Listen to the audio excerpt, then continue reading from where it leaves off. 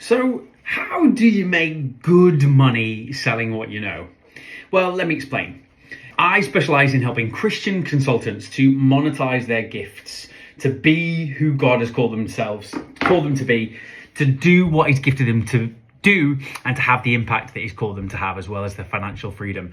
But whether or not you're in business for God or for good, this is relevant to you. It's designed for people who have already made some money selling what they know, but they actually want to make some good money, i.e. better margin, better clients, and better fulfillment.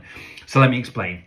To me, not all money is created equal. Forgive my crazy hair, been wearing a hat all day. Not all money is created equal. Should I put it back on? When you first start off in business, you sign clients and you work with absolutely everybody, and that's fine. You know, we want to make money, we want to help people. Hey, that's the whole name of the game. But before long, you've signed up a few clients, you've made a good bit of cash. I know I was there before, but before you know it, you feel like you maybe lose your mojo. Most people launch into business for one of two things: financial freedom and for independence, and yet you find yourself chasing client after client after client and almost feeling like your business is running you. I know I definitely did. This was until I started following certain principles about how to get the best out of me, give the best for clients, and make the best cash. It's what I've come to call commercial discipleship. Now, I won't go too much into commercial discipleship today. I'm just going to talk about the money side, if that's okay, because I really feel like it'll bless you. Good money is split into three different elements. Think of it like a triangle. The first to make good money is mission. It's very easy when you come into business trying to help absolutely everybody, because you could help loads of different people. And maybe you've got a variety of different clients you're working with and you're helping them with a variety of different things. And that's fine up until a point, but you cannot scale that. We all know about the power of niche. I know I've had 5 or 6 over the course of my time. Just so happens now I specialize with people of faith. But the reason I've gone deep on that is because I have a deep sense of conviction that I never want people of faith to have to choose between financial freedom and a life they love and bringing God glory. So who is the person that you want to serve and the problem that you want to solve? Are there people that you could be advocating for? Are there people that you could be taking a stand for and just so happen to be getting paid for the privilege? That to me is the mission. You can work with anybody, but where good money comes is when you go deep on serving one people group with one problem: mission. The second is margin. If we are selling our expertise for cash, often we can be trapped by feeling like we can't charge more. We don't raise our prices because maybe we feel a bit awkward turtle about that, or we've got some weird money beliefs. We've all been there. Or we find ourselves in a model where you are contract based or you are hours based. I am a big fan of building monthly recurring revenue models. That's what I specialize in. When I worked for Salesforce, that's what the whole business was built off. And so if you do not have a model that allows you to work flexibly with clients to be able to support them in the best way that you can and get the best out of yourself while knowing from month to month exactly how much money's coming in, then no matter how sweet those dollars or pounds feel when they come into your bank account, there will be a bit of negative juju attached to it, in that that's all very well and good, but now I've got to go out and sign more. When you know how much money's coming in because it's built on recurring revenue and it's built on high margins, you can breathe, serve better, live better, give better, and everybody wins when you're in a better state of mind. Because at the end of the day, as consultants, as experts, as advisors, we're paid for what's in our head and in our heart. So when we can show up well for our clients, they get the best value for money.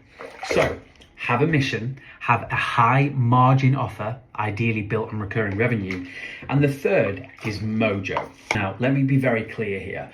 I'm not talking about following your passion. I remember going to a networking meeting once and this guy stood up and he said, I've decided to open a sci-fi comic shop in the middle of the town that we were in at the time. If anybody could give me any help to that effect, that would be great. And I just felt dread when he said that, because I thought, you clearly love this. You clearly enjoy this particular thing, but just because you love it does not mean that people are going to pay you for it. Cal Newport, in his book Be So Good They Can't Ignore You, says following your passion is a really bad idea. Instead, go and find something that is of value to the marketplace and provide that, and you find meaning in the service of others. So Mojo is, are you doing the sort of work that you find fulfilling? I'm not saying it needs to be your life calling, but if you've already got a mission, a person, and a problem that you're looking to solve, and you've got a model that is built on high margins, the next point is, are you delivering it in a way that sets you alight? Are you actually working with clients that you want to work with? I find myself in such a privileged position right now, and I'm not blowing my own trumpet because it wasn't always this way, where I'm working with people now that I would happily go for coffee with, that I want to know about their lives and share my lives with them and journey with them because they give me good mojo. So are you building a business that you love with clients that you love? You've already got a few rungs on the board. You've already made some cash. The best way to scale is to scale in a way that is aligned by having a clear mission, by having clear margin producing products, and having an offer that gives you good mojo, working with clients you love, doing work that you love in a way that you love. This isn't Disney. This is entirely possible. But the only thing that's stopping you is you. If you want to make good money with a business that has God at the center, that is focused on service, and is unashamedly designed to make as much money as you possibly can, potentially working significantly less than you could before, then I think we should have a chat, because there is a community called the Saints where we work one-on-one with people of faith to help them add an additional offer to their existing business worth at least $50,000 a month. Now, it could be significantly more depending on how much you're making, but we work on that together. We build a really small beta. We find a group of people for you to work with. I tell you exactly how to do it because I've done it myself, but you do all this in a community of people who are rooted and established in prayer, worship, and in service. I will only ever teach you things that I've done myself. If you want to know how to do that, if you want this year to be the year where you yourself get more mission, get mojo, and more margin, then I would be happy to help you. Because the world needs more money monks, people who are fully surrendered to who God called them to be, but also fully committed to making the money and the impact he's called them to have, in order that we can see this whole world transformed. For people to believe that the gospel really is good news, we need to show them that. We need to live in such a way, as Leslie Newbigin says, live in such a way that provokes questions for which the gospel is the answer. I don't believe in a prosperity gospel, but I do believe that you can have as much resources as you need in accordance with the mission that is on your life. If you have gifts that the marketplace needs, then that is a missional thing. There are people out there that are suffering, frustrated, who can't achieve their goals because you haven't got out of your own way and helped them in the way that you could. And so not only is there the excitement of building something that is exciting, juicy margin and bringing lots of mojo, but there's a moral imperative to do that too. If you love God and you love people and you have something that you can bring to the world that people really need, you owe it to yourself and to the Lord and to all of us to shine brighter. Amen.